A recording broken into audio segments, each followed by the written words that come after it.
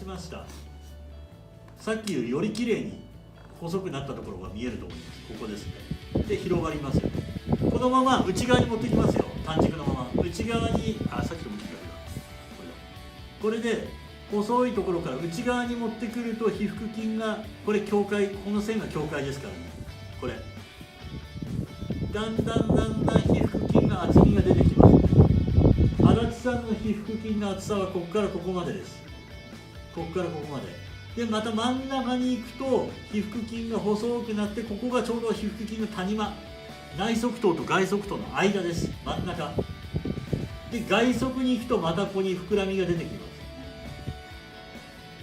す。なんとなくですけど、皮腹筋、足立さんの場合は内側頭の方が、内側の方が大きく成長というか鍛えられていて、外側は薄いですね。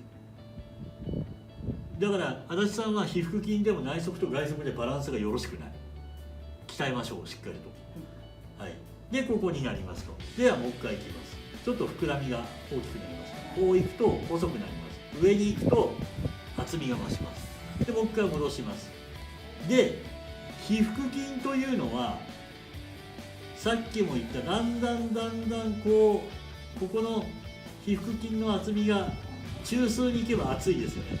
だんだんこれ細くなってくるの分かります？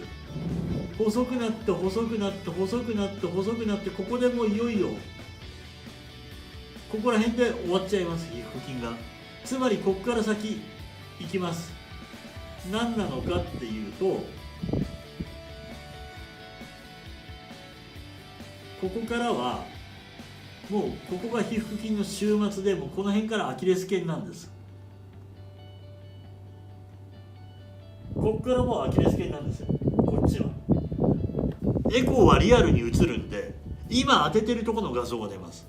で大体皮腹筋の終末、今きれいに三角ここ出してみました。見えますかね、画像で。ここもう終わりですよね。きれいに三角形になりました。もう一回上行きます。上行くとまた皮腹筋の厚みが出ます。真正に向かえば向かうほど皮腹筋の終末がここで終わりを告げてるのが分かると思います。もう一回いきますよ。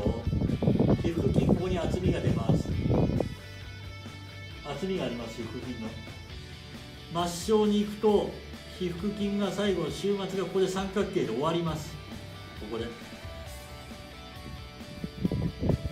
終わりますね。つまりここから下、だいたい今真ん中ぐらいに持ってきました。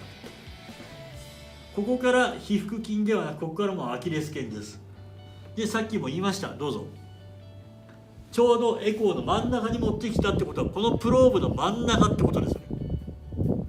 皮腹筋の終わりはここなんです。